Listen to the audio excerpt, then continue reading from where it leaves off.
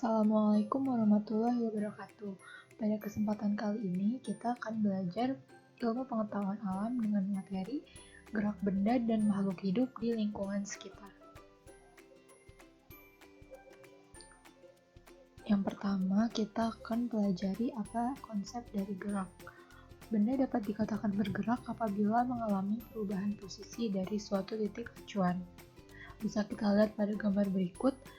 Di sini ada mobil pada titik A yang berada di depan pohon, kemudian ada mobil juga di titik B yang berada di depan lampu lalu lintas.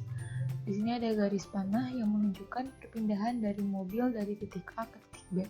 Nah, perpindahan mobil ini akibat mobil yang berjalan sehingga disebutkan bahwa mobil tersebut mengalami gerak. Benda yang bergerak akan melalui suatu lintasan tertentu. Lintasannya itu ada lintasan lurus, lintasan lingkaran, dan lintasan parabola, atau lintasan yang berbentuknya gelombang.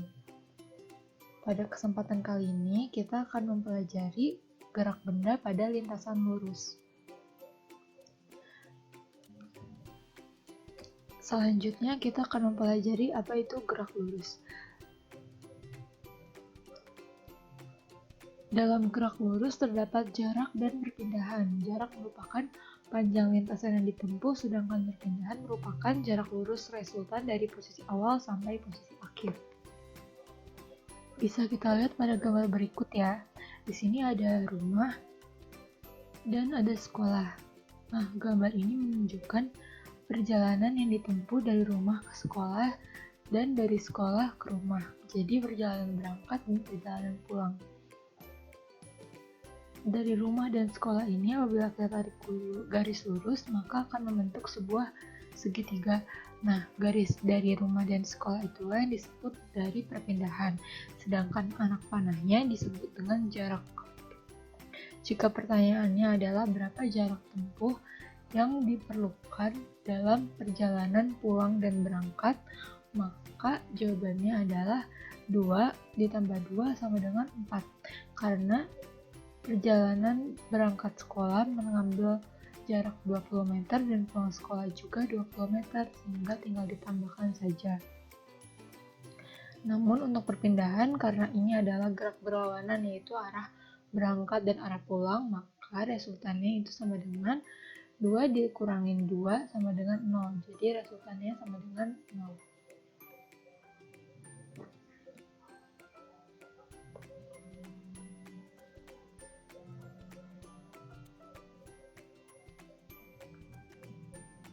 Selanjutnya, kita akan belajar mengenai gerak lurus dan kelajuan.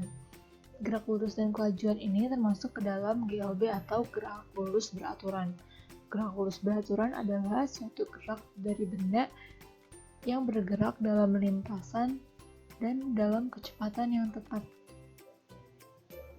Kelajuan merupakan cepat lambatnya perubahan jarak terhadap waktu, dan kelajuan digunakan untuk mengukur jarak tempuh. Misal pada gambar berikut, ada sebuah mobil di titik A dan mobil di titik B. Maka diperlukan nilai kelajuan untuk mengetahui kapan mobil tersebut akan sampai dari rumah ke sekolah dengan jarak tertentu. Dalam kelajuan ini, terdapat rumus yaitu V sama dengan S per T. V ini adalah simbol dari kelajuan, dan S ini adalah merupakan simbol dari jarak dengan satuan meter, dan T merupakan simbol dari waktu dengan satuan second. Untuk satuan kelajuan yaitu V sama dengan meter per second. Ada contoh soal, misalkan jarak tempuh dari rumah ke sekolah adalah 600 meter dan dapat ditempuh dalam waktu 6 second, maka berapa kelajuan mobil? Sehingga jawabannya adalah, kita masukkan rumusnya, V sama dengan S per T. S di sini adalah 600 karena jarak, dan T itu adalah 6 second, sehingga langsung kita bagi, hasilnya adalah 100 meter per second. Untuk memudahkan penulisan rumusnya bisa kita tulis dengan segitiga bantuan di samping seperti ini. Selanjutnya kita akan membahas mengenai gerak lurus dan kecepatan. Gerak lurus dan kecepatan ini masih termasuk ke dalam GLB ya. Arti dari kecepatan sendiri adalah cepat lambatnya perubahan kedudukan suatu benda terhadap waktu. Kecepatan digunakan untuk mengukur perpindahan suatu benda dengan satuan meter per second. Digambarkan misal di sini ada mobil di titik A dan mobil di titik B. Untuk perpindahan dari titik A ke titik B, maka mobil tersebut memerlukan kecepatan untuk dapat berjalan dan pindah sampai titik B. Dalam perjalanannya, anggap dari titik A ke titik B terdapat titik-titik semu. Kita tulis dengan titik 1, titik 2, titik 3, dan titik 4. Nah, selama di titik 1, 2, 3, 4 ini, kelajuan mobil dapat berubah. Sehingga pada jarak dan waktu tertentu, maka mobil akan mengeluarkan kelajuan tertentu juga. Oleh karena itu, rumus dari kecepatan adalah V sama dengan delta S per delta T, dengan V sama dengan kecepatan dengan satuan meter per second, delta S yaitu perpindahan dengan satuan meter, dan delta T adalah waktu selama perpindahan.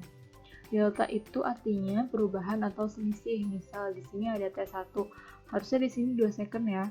T1 sama dengan 2 second dan T2 sama dengan 6 second.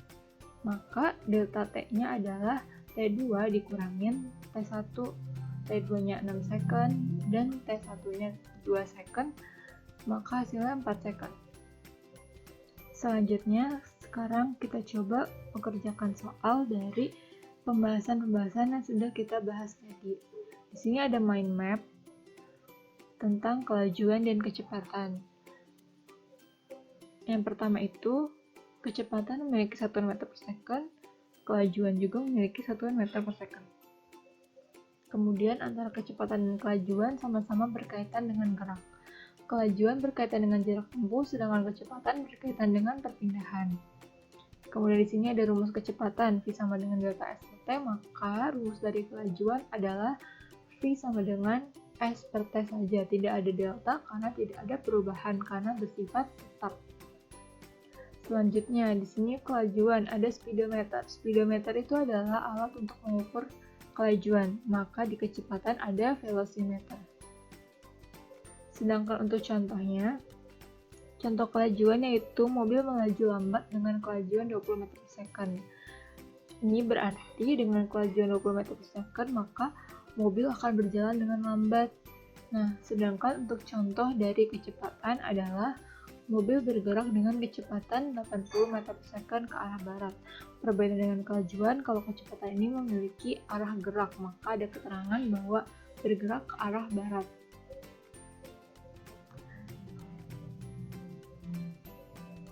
Selanjutnya, kita coba soal berikutnya, yaitu ada tabel. Nah, di tabel tersebut menunjukkan besarnya jarak dan waktu yang diperlukan sepeda untuk bergerak. Di sini ada waktu 0 second dan jarak 0 meter, waktu 1 second, jaraknya 2 meter, dan seterusnya.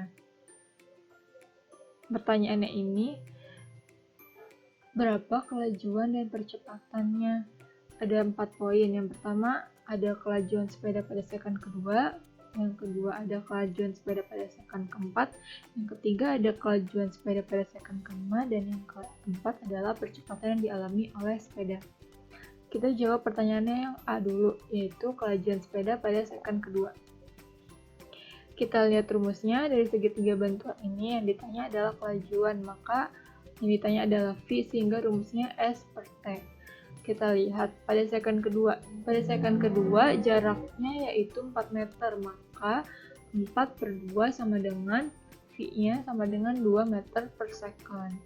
Sedangkan ada rumus kecepatan yaitu V sama dengan delta S per delta T. Ini digunakan untuk menghitung nomor 4 ya teman-teman. Selanjutnya nomor 2, 3, dan 4 teman-teman bisa coba untuk menghitung sendiri ya. Selanjutnya kita akan membahas tentang gerak lurus berubah beraturan atau GLBB. GLBB yaitu gerak suatu benda pada lintasan lurus yang mempunyai percepatan tetap. Artinya kecepatan gerak si benda ini berubah bisa bertambah cepat atau bertambah lambat, tetapi perubahannya secara teratur. Misal di lampu merah ini yang lampunya sedang hijau berarti menandakan mobil bisa jalan, maka mobil yang tadinya diam akan menambah kecepatannya sedikit demi sedikit sehingga mobil dapat berjalan dengan cepat. Kemudian di ujung sana ada lampu merah lagi, maka mobil tersebut harus berhenti, maka mobil akan memperlambat pergerakannya hingga akhirnya mobil tersebut berhenti di lampu merah.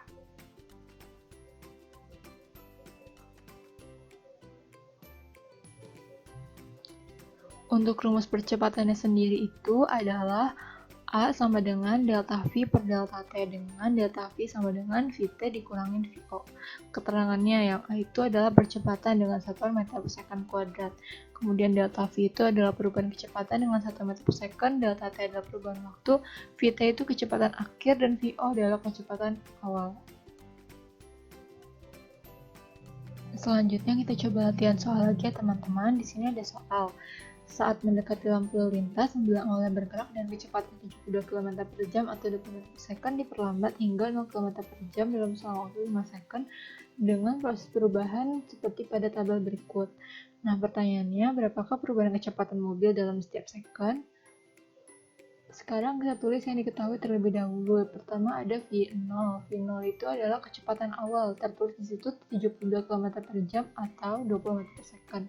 Nah, kita menggunakan 20 meter per second karena satuan dari kecepatan adalah meter per second.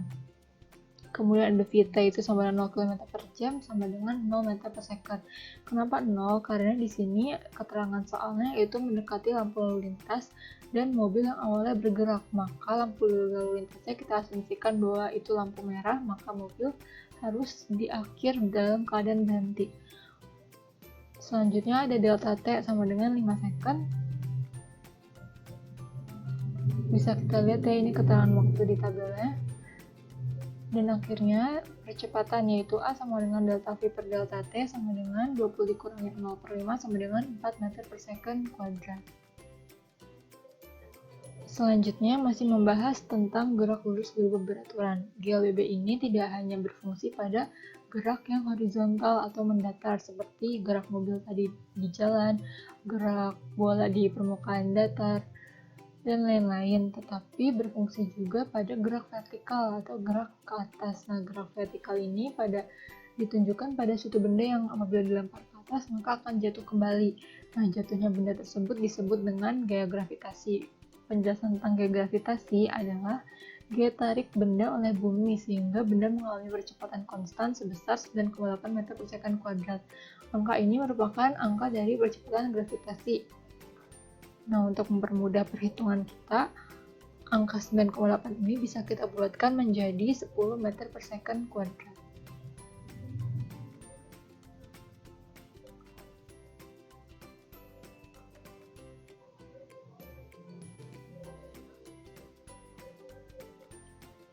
Selanjutnya kita coba latihan soal lagi. Di sini ada 2 soal. Kita kerjakan soal nomor 2 ya. Soalnya buah kelapa yang sudah tua dan matang jatuh dari pohonnya. Jika percepatan gravitasi 10 meter per second kuadrat, maka berapakah kecepatan buah kelapa setelah jatuh selama 3 second? Di sini V-nya itu sama dengan 0 karena V-nya kita cari. Kemudian ada gravitasi sama dengan 10 meter per second kuadrat. Di sini berfungsi sebagai A dan T-nya harusnya delta T ya penulisannya teman-teman. Delta T ini selama 3 second. Maka kita tulis 3 second. Maka rumusnya adalah A sama dengan delta V per delta T. Kita masukkan angka A-nya itu 10, kemudian delta V ini yang dicari, dan waktunya itu ada delta T sama dengan 3. Kita lakukan perkalian silang, 10 dikali 3 sama dengan 30. Sehingga di bawah delta V ini sudah tidak ada angka 3-nya lagi ya. Jadi delta V ini sama dengan 30 meter per second. Selanjutnya teman-teman bisa coba jawab soal nomor 1 ya. Alhamdulillahirobbilalamin, kita telah menyelesaikan pembahasan materi mengenai gerak benda dan makhluk hidup di lingkungan sekitar, terutama materi mengenai kelajuan, kecepatan, gerak lurus beraturan, dan gerak lurus berubah beraturan. Selanjutnya ada materi yang masih di bab yang sama, yaitu materi mengenai gaya, yang akan dijelaskan di kemudian waktu. Semoga apa yang telah kita pelajari dapat memberikan manfaat bagi kita semua ya teman-teman. Apabila ada pertanyaan, boleh langsung ditanyakan ya. Akhir kata, wassalamualaikum warahmatullahi wabarakatuh.